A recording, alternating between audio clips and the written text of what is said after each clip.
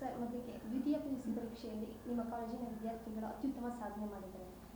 ಹೌದು ಮೇಡಮ್, ತುಂಬ ಖುಷಿ ಆಗ್ತಿದೆ ಮೇಡಮ್. ಆ್ಯಕ್ಚುಲಿ ನಮ್ಮಲ್ಲಿ ಈ ಸಲ ರಾಜ್ಯದ 10 ಟಾಪ್ ರ್ಯಾಂಕ್ಗಳಲ್ಲಿ ನಮ್ಮ ವಿದ್ಯಾರ್ಥಿಗಳು 6 ಜನ ಸಾಧನೆ ಮಾಡಿದ್ದಾರೆ. 2 4ನೇ ರ್ಯಾಂಕ್ ಬಂದಿದ್ದಾರೆ. 2 ವಿದ್ಯಾರ್ಥಿಗಳು 4ನೇ ರ್ಯಾಂಕ್ ತೊಗೊಂಡಿದ್ದಾರೆ. 1 ವಿದ್ಯಾರ್ಥಿನಿ 6ನೇ ರ್ಯಾಂಕ್ ತೊಗೊಂಡಿದ್ದಾಳೆ ಮತ್ತು 3 ವಿದ್ಯಾರ್ಥಿನಿಗಳು ನಮ್ಮಲ್ಲಿ 9ನೇ ರ್ಯಾಂಕ್ ತೊಗೊಂಡಿದ್ದಾರೆ. ಮತ್ತು ಟಾಪ್ 20 ರ್ಯಾಂಕಲ್ಲಿ 23 ವಿದ್ಯಾರ್ಥಿಗಳು ನಮ್ಮಲ್ಲಿ ಟಾಪ್ 20 ರ್ಯಾಂಕಲ್ಲಿ ತೊಗೊಂಡಿದ್ದಾರೆ ಮೇಡಮ್. ಇದು ತುಂಬ ಖುಷಿ ಆಗ್ತಿದೆ ನಮಗೆಲ್ಲರಿಗೂ. ಕಳೆದ ಬಾರಿಗಿಂತ ಈ ಬಾರಿ ಹೋಲಿಸ್ಕೊಂಡ್ರೆ ಫಲಿತಾಂಶ ಹೇಗಿದೆ ಸರ್? ಕಳೆದ ಬಾರಿ ಕಂಪೇರ್ ಮಾಡಿದ್ರೆ ತುಂಬ ಇಂಪ್ರೂವ್ ಆಗಿದೆ. ಕಳೆದ ಬಾರಿಯಲ್ಲಿ ನಮ್ಮಲ್ಲಿ ಟಾಪ್ 10 ರ್ಯಾಂಕ್ಗಳಲ್ಲಿ ಯಾವುದೂ ಬಂದಿರಲಿಲ್ಲ.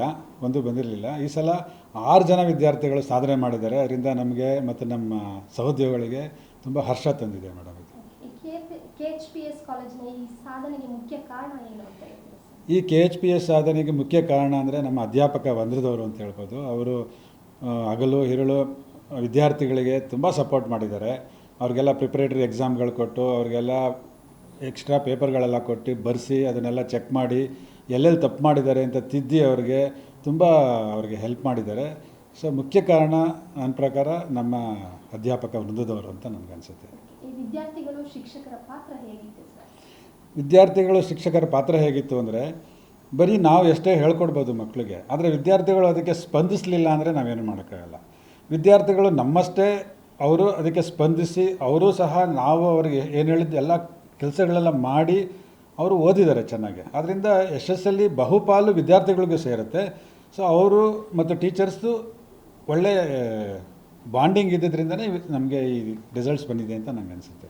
ಮುಂದಿನ ವರ್ಷಗಳಿಗೂ ಇದೇ ಮಟ್ಟದ ಫಲಿತಾಂಶ ಬರಬೇಕು ಅಂತ ಯಾವುದಾದ್ರೂ ಯೋಜನೆ? ಮೇಡಮ್, ಇದು ಒಂದು ನಮಗೆ ದೊಡ್ಡ ಜವಾಬ್ದಾರಿ ಕೊಟ್ಟಿದೆ ಈಗ. ಯಾಕೆಂದರೆ ಒಂದು ಸಲ ನಾವು ಒಳ್ಳೆ ರಿಸಲ್ಟ್ ಕೊಟ್ಟಮೇಲೆ ಅದನ್ನು ಮೈಂಟೈನ್ ಮಾಡಬೇಕಾಗತ್ತೆ, ಇಲ್ಲಾಂದರೆ ಇಂಪ್ರೂವ್ ಮಾಡ್ಕೋಬೇಕಾಗತ್ತೆ.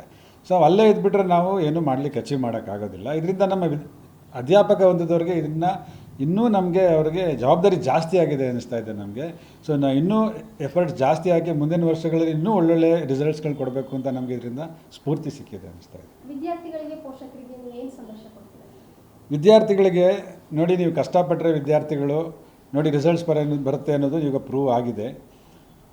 ಪೋಷಕರು ಅವರಿಗೆ ಮಕ್ಕಳಿಗೆ ಮನೆಗಳಲ್ಲಿ ಅವ್ರಿಗೆ ಏನು ಪೂರಕವಾಗಿ ಏನು ಸಪೋರ್ಟ್ ಮಾಡಬೇಕು ಅಷ್ಟು ಮಾಡಿದ್ರೆ, ಅವ್ರಿಗೆ ಎಮೋಷನಲ್ ಸಪೋರ್ಟ್ ಕೊಟ್ಟರೆ ಸಾಕು.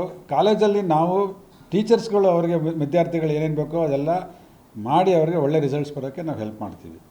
ಟೀಚರ್ಸ್ಗಳೆಲ್ಲ ಯಾವ ರೀತಿ ವಿಶೇಷವಾಗಿ ತರಬೇತಿಗಳನ್ನ ನೀಡ್ತಾ ಇದ್ದಾರೆ ಸ್ಟೂಡೆಂಟ್ಸ್ಗೆ? ಮೇಡಮ್, ಏನಾಗ್ತಾ ಇದೆ ಅಂದರೆ, ನಾವು ಕಾಲೇಜ್ 8:30 4:15 ಅಂದರೆ ಅಲ್ಲಿಗೆ ಮುಗಿಸ್ತಾ ಇಲ್ಲ. ನಾವು 4:15 ಆದಮೇಲೂ ವಿದ್ಯಾರ್ಥಿಗಳು ಯಾರು ಚೆನ್ನಾಗಿ ಓದ್ತಾರೋ ಅವ್ರನ್ನ ಐಡೆಂಟಿಫೈ ಮಾಡ್ತೀವಿ, ಯಾರು ಚೆನ್ನಾಗಿ ಓದಲ್ವೋ ಅವ್ರನ್ನೂ ಐಡೆಂಟಿಫೈ ಮಾಡ್ತೀವಿ. ಇಬ್ಬರೂ ನೋಡ್ಕೋತೀವಿ. ನಾವು ಹೇಳ್ತೀವಿ ತುಂಬ ಚೆನ್ನಾಗಿ ಓದೋರು ಅವ್ರಿಗೆ ಏನು ಪೂರಕವಾಗಿ ಏನೇನು ಎಕ್ಸ್ಟ್ರಾ ಕೊಟ್ಬಿಟ್ಟು ಅವ್ರಿಗೆ ಒಳ್ಳೆ ಮಾರ್ಕ್ಸ್ ತೆಗಿಬೇಕು ಅನ್ನೋದ್ರ ಬಗ್ಗೆ ಹೇಳ್ಕೊಡ್ತೀವಿ.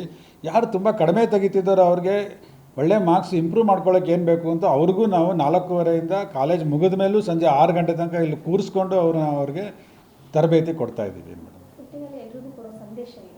ಎಲ್ರಿಗೂ ಕೊಡೋ ಸಂದೇಶ ಏನಂದರೆ, ಕಷ್ಟಪಟ್ಟರೆ ಡೆಫಿನೆಟಾಗಿ ಒಳ್ಳೆ ರಿಸಲ್ಟ್ ಬರುತ್ತೆ ಮಕ್ಕಳಿಗೆ ಅನ್ನೋದು ನಮ್ಮ ಸಂದೇಶ ಕೊಡ್ತೀವಿ.